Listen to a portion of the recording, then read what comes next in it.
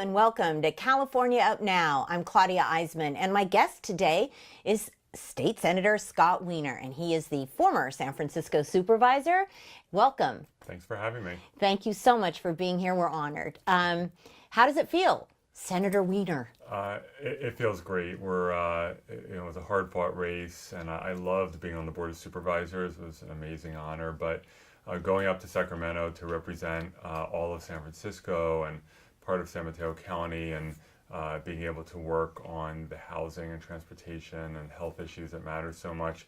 And also, especially now, given that we have, unfortunately, the Trump administration and a radical right-wing Congress, being part of the California legislature where we are in the forefront of opposing the radical right-wing agenda, it's an honor.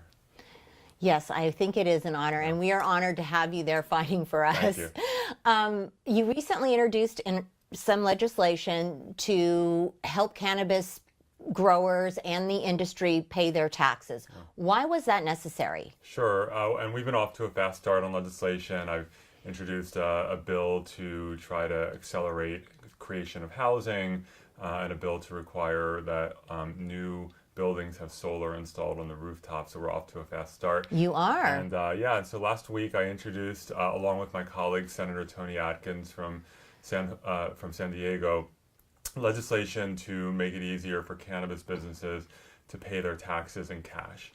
Now, we don't want any business to pay taxes and fees in cash, but unfortunately, because the federal government still bans cannabis, cannabis businesses typically cannot open a bank account. They can't write checks, they can't wire money, they can't have a credit card, and so they end up being all cash businesses. It's not ideal, but it's where the reality of where we are. And so they tend to bring like a suitcase of cash sometimes to pay their taxes. And right now, they have to go to maybe multiple different agencies to pay taxes and fees. They may have to drive 3, 4, 5, 6 hours, depending where they are, to the nearest Board of Equalization office or other state agency. And that's not safe. It's not ideal.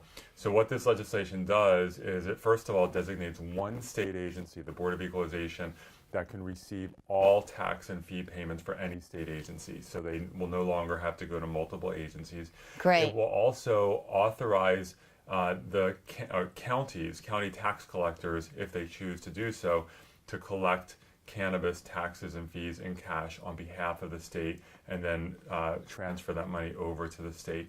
So it'll dramatically increase the number of locations where a business can pay their taxes and fees in cash, and it'll make it safer and just a more responsible situation.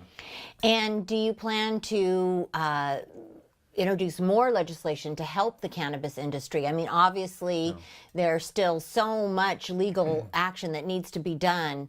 What else are you doing? Sure. Well, as of now, that's the bill that we're working on. It's a pretty significant one for the industry. I'm a strong supporter of cannabis legalization and also of medicinal cannabis. And this is an industry that by 2020 in California is projected to be a $6 or $7 billion industry, paying more than $1 billion in taxes. So we need to get the regulation right. We need to get the taxes right. We need to get it all right, because this is going to be an important industry, not just for revenue, but for employment in our state, for tourism, for manufacturing, for cultivation.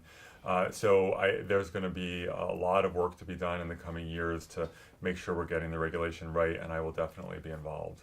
Okay, I can think of so many questions I want to ask you about that, but we have a lot more to talk about today. Let's talk about something else you were involved in last week, which was you supported a bill to not defund Planned Parenthood. Do you feel like women in this country are a bit under attack right now? Yeah, there is definitely a war on women happening in this country right now. Donald Trump is only the most visible symbol of it, with his bragging about sexually assaulting women and opposing women's reproductive health choices, and so just being disparaging towards women. But it goes beyond that. This Congress is incredibly hostile to women, and we're just seeing more and more hostility in this country towards women overall, towards immigrant women, towards transgender women. Yes. And it has to stop. And so it's important for us in California, and for those of us who are men, who to be good allies, and to stand with women. And so we, this Congress and Donald Trump are going to try to defund and destroy Planned Parenthood. Planned Parenthood provides health services in California to an enormous number of people, men and women. Absolutely, yes. And many different kinds of health services, including reproductive.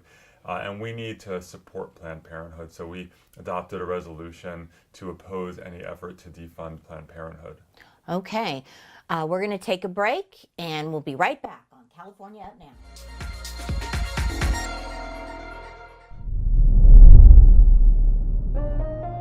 Would you like to win a complete makeover?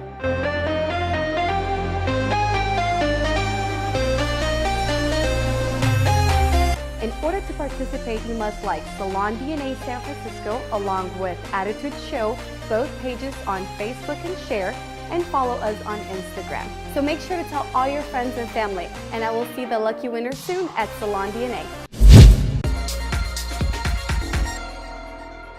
Hello and welcome back to California Up Now. Our guest today is State Senator Scott Wiener. He's just newly been elected. Is there a name for a new state senator, like a newbie or something like that? A freshman. A freshman. Yeah. Okay. Yes. How does it feel to be a freshman? It feels good. I'm learning. And you always have to try to balance. I want to be very respectful of my more experienced colleagues and of the institution, but I'm not meek. So, you have to be willing to make waves also. Okay. And along those lines, clearly the Democrats have the majority in the state Senate, but one of the problems we've been having is bipartisan bickering. How will you try and reach across the aisle, and do you want to make friends with the Republicans? Well, we do have a 2/3 majority of Democrats in both the Senate and the state assembly. So the Democrats, we really control the state legislature.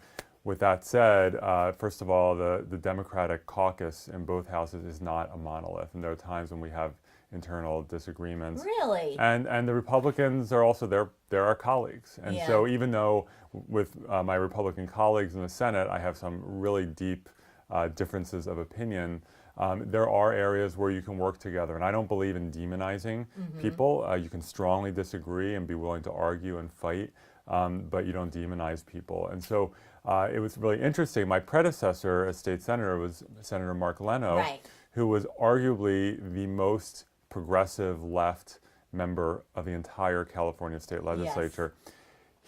On my first night, right before I was sworn in, we had a dinner with all senators, and a very, very conservative Republican senator from San Diego came up to me and he said, "I hope I can work with you. I co-authored 8 bills with Mark Leno." And they had common ground on privacy. They had common ground on other issues as well. And so I've tried to build relationships, of course, with all of my Democratic colleagues, but with the Republicans as well, because you never know when you're one vote short to pass something.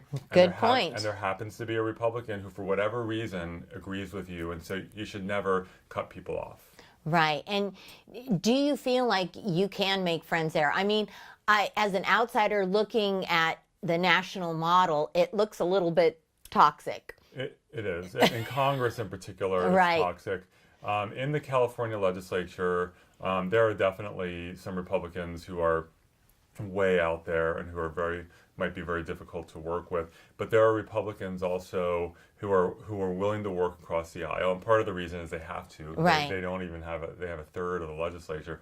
But Republicans who you have agreements with, and where you can find common ground. And one of my Republican Senate colleagues is a supporter of public transportation, and he wants there to be more public transportation in his district and elsewhere. And so, as I advocate for public transportation money, he's someone who can be an ally on that because he believes in it. So again, I don't like to caricature or stereotype people. When you write people off, you sometimes miss opportunities to build alliances. Make new friends, but keep the old. Exactly. Amen. Okay. Let's talk a little bit about the new supervisor who is coming into your seat. What do you think about him? And tell us a little about him. Sure. So the Mayor Lee appointed Jeff Sheehy to fill out the final couple years on my term on the Board of Supervisors representing District 8. I strongly support Jeff Sheehy. He, for decades, has been a terrific activist in the LGBT community, long history of leadership, and also particularly around healthcare issues. He worked before being appointed at UCSF, did a lot of healthcare access work, a lot of work around HIV prevention and care in particular. He was always a resource to me in my work on the Board of Supervisors on health and particularly HIV Did he issues. work in your office? He didn't, but he was an ally and a resource. Also, Jeff is the first HIV positive member of the Board of Supervisors in history. He's a long-term survivor. He's been HIV positive for almost 20 years. Wow. And he was able to, be healthy. He got married. He has a daughter who's in middle school in one of our public schools. And so he's made a life for himself, and he's a real role model, I think, for people who become infected to know that you can have a wonderful, healthy life. So he's just a terrific leader. I think he's going to do a great job for the community, and he has my support. Okay, good. I'm glad you're endorsing him. Yeah. And speaking of healthcare, what are you concerned about the dismantling of Obamacare? I'm very, very concerned. The Affordable Care Act, it's not perfect. It's never going to be Sure. perfect, but it has expanded health coverage to over 5 million Californians between Medi-Cal expansion and Covered California, tens of millions across the country. Eliminated the pre-existing condition and lifetime cap restrictions, expanded access in so many ways. And to dismantle the Affordable Care Act will throw tens of millions of people off of health care. It'll be a disaster.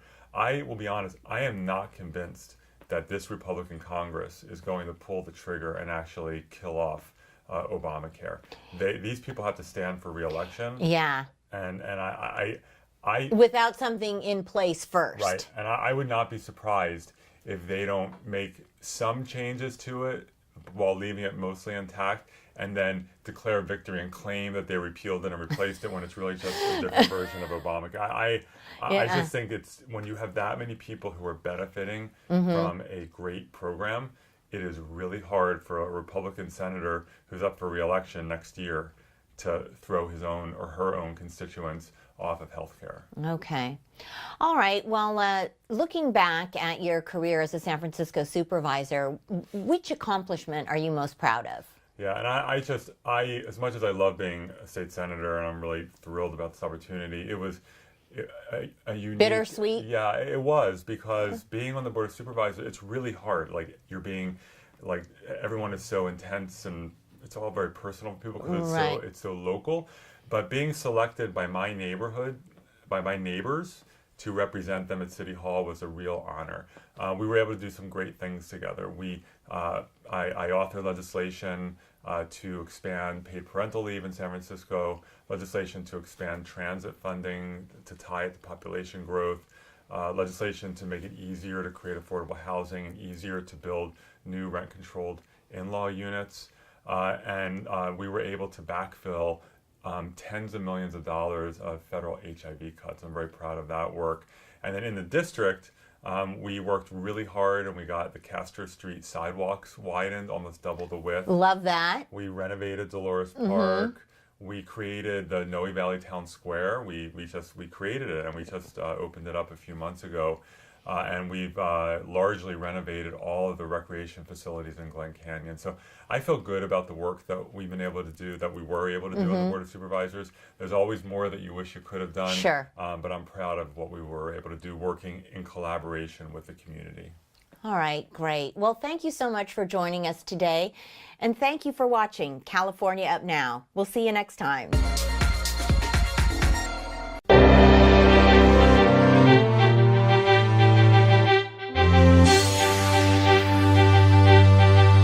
Hello everybody, Cecilia Phillips here. Stay tuned, our Attitude Show begins now.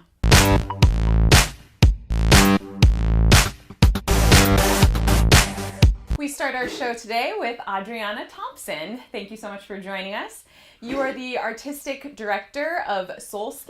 Yes, I am. The Yes, choreographer and dancer at Satin and Swing as well, correct? Yep, Satin and Swing. Perfect. Yeah. You were a dancer and you've been a choreographer for over 15 years. How did you get started in your career? I got started when I was 14. I went to School of the Arts here and went to Los Angeles and danced professionally in New York, and then worked with Aspen Santa Fe Ballet as a guest teacher, and then moved back to San Francisco, my hometown, and started Soulskin dance 4 years ago.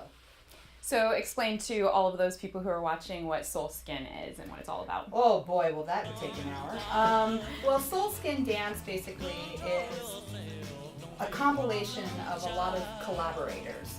I'm the director, I'm the boss. My assistant director is Erica Hassan. And I work with a lot of collaborators like DJ artists, guest choreographers from different countries. And also I have about 12 incredible dancers that work with my company. Oh, that's amazing. As well as visual artists and musicians as well. Wow. You have received numerous awards, and next month you're having a show that's coming up. Do you want to tell me about Yes, that? the show's March 10th, 11th, and 12th at Dance Mission at 8 p.m. And I'll be choreographing Satin and Swing, the 40-minute ballet.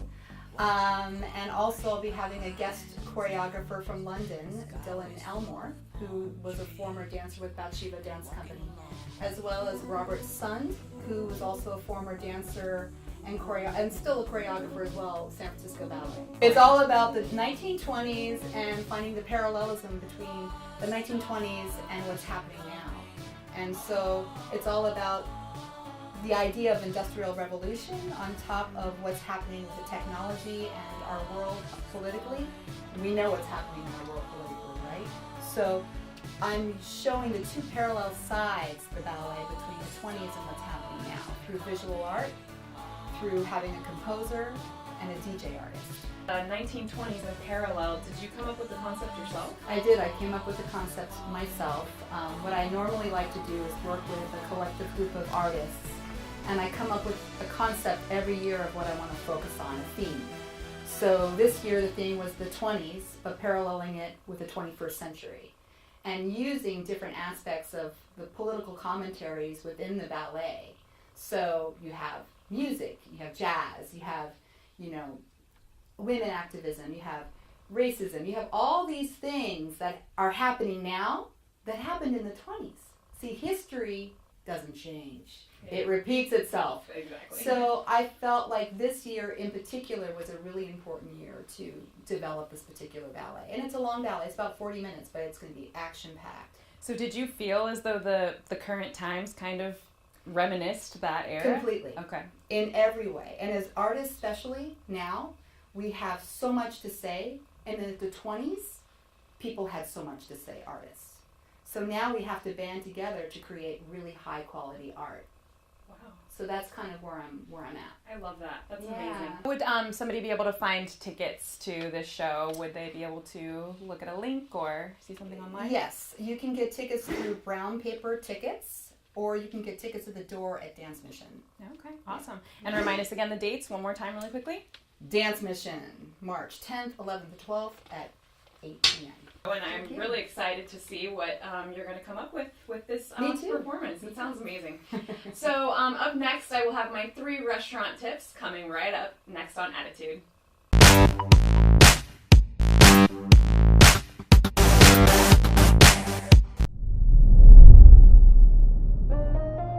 Would you like to win a complete makeover?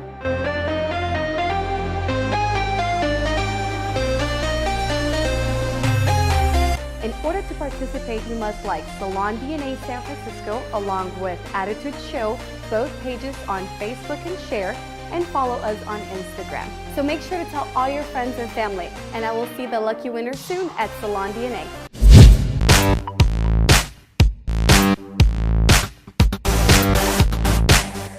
All right, everybody, it's my favorite time. It's time to talk food. I'm going to inform you about some tasty new spots to try in 3 different neighborhoods in 3 different price points. This week, I am featuring Thai cuisine. My top favorite and by far the most affordable weeknight spot is Bangkok Bistro in the Mission District. They offer a huge selection of noodle soups, stir-fried noodles, rice plates, special soups, and barbecue in a relaxed environment. They have a few TVs and jerseys up on the wall and are definitely sports friendly. The second is a good option for a mid-range price meal, and it is Marni Thai in the Richmond District. It is amazing because it has a taste of Thai for every palate. Amazing soups and an intimate vibe make this a really great weekend night date spot. Lastly, for an experience in opulent Thai cuisine is Kin Khao in the Union Square area. It is located in a very unlikely location behind Park 55 Hotel and features the ultimate in Thai cuisine. With a sleek atmosphere and attention to delicious, fresh quality ingredients, they wow diners with complex and expertly executed dishes. For a high-end experience, Kin Khao is sure to wow. Now that you have 3 options for Thai food, get out there and start grubbing. Now it's time to check out some events for this weekend.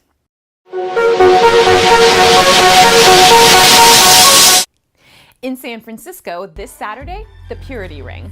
The duo comprised of Corin Roddick and Megan James make an appearance at the Great Northern SF. The Purity Ring makes lullabies for the club, drawing equally from airy 90s R&B, lush dream pop, and the powerful bone-rattling immediacy of modern hip-hop. For more info on this, visit thegreatnorthernsf.com. And the 19th annual San Francisco International Film Festival kicks off at the Roxy Theater, a series of films and parties continuing through the 16th. If you want to find out more about this and other locations, visit sfindy.com. That's all I have for you today. More of Attitude next week. Until then, have a fantastic weekend. And make sure to visit us at tips@newsupnow.com.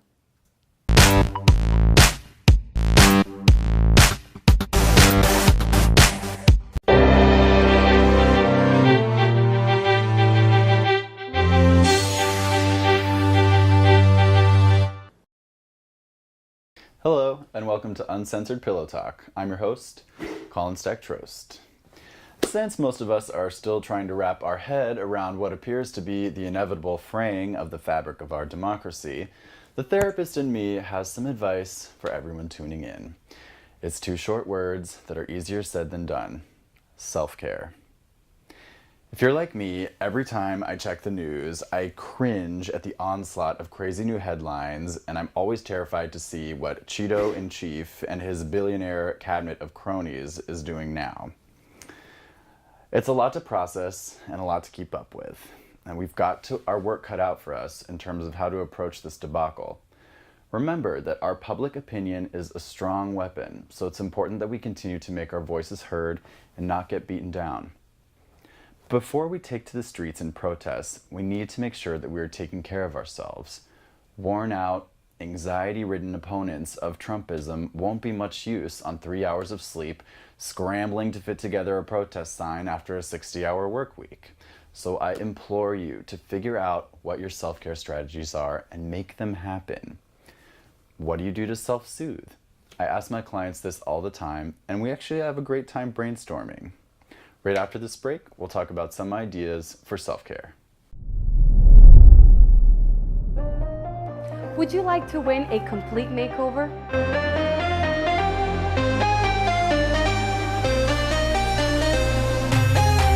In order to participate, you must like Salon DNA San Francisco along with Attitude Show, both pages on Facebook, and share, and follow us on Instagram. So make sure to tell all your friends and family, and I will see the lucky winner soon at Salon DNA. Welcome back to Uncensored Pillow Talk, where we are discussing self-care strategies.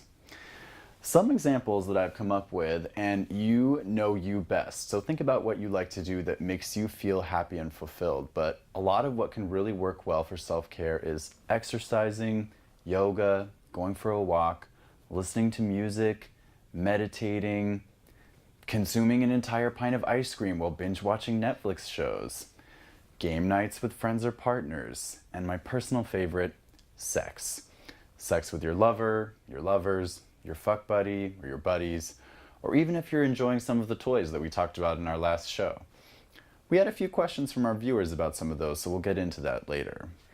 Most importantly, remember that there are people out there who are just as scared and frustrated as you are. The more that we can stick together and uplift each other, the better. Go to your families, chosen families or biological, and emote, express your frustrations. Get together to figure out how you want to take care of each other and yourself. It's times like these where it's crucial to remember one of the keys to happiness, the strength of our close interpersonal relationships. In fact, a Harvard study performed by Grant and Gluck that began its research over 75 years ago pointed to the physical and emotional well-being of people being directly correlated to the neurological effects of being around the people we love. It's high time that we ditch that old pull yourself up by your bootstraps patriarchal mentality and remind each other that we are humans, and as such, it's okay to depend on one another. It's not codependent, it's not a sign of weakness. We're not all good at everything, and that's okay. It's okay to ask for help and support those in need. Please keep that in mind when it comes to how you plan and organize your self-care. For those of you who live in the San Francisco Bay Area and are interested in attending a self-care workshop for activists, there's one coming up on February 25th. It's in El Cerrito right near the BART station, and they do suggest registering beforehand, so follow the link below. But it would be a great way to come up with some ideas for you and your friends to implement excellent self-care strategies into your life. I hope you really take my message about self-care to heart. Now that we discussed that, we're going to bring up something that I promised we'd discuss and answer a few questions about one of my personal favorite self-care toys, the fleshlight. We had a question from one of our viewers about how exactly to use this magical instrument, so I'm going to show you myself. Don't get excited, it's not like that. This particular fleshlight is called the crystal one, which means that you can see exactly what's happening inside of it. They come like this, so they look kind of discreet if you don't know what it's for, which is why it's great to keep in your nightstand or whatever. The fleshlight is awesome, and this particular version is designed to be clear so that you can see what's going on inside of it. You remove the top, you'll notice that it has the silicone base. This particular one is shaped like an anus, but they come in a wide variety. Some look like a vagina, some look like a mouth. So what you do is get yourself riled up and then use a little bit of lube, and you would stick your penis inside of the orifice and stimulate accordingly. Hope that makes sense. But if you have any other questions, please don't hesitate to send us an email at upt@newsupnow.com. Thank you so much for watching. Our next show, we'll be talking about relationships and apps, so please share some more of your thoughts. Thanks so much.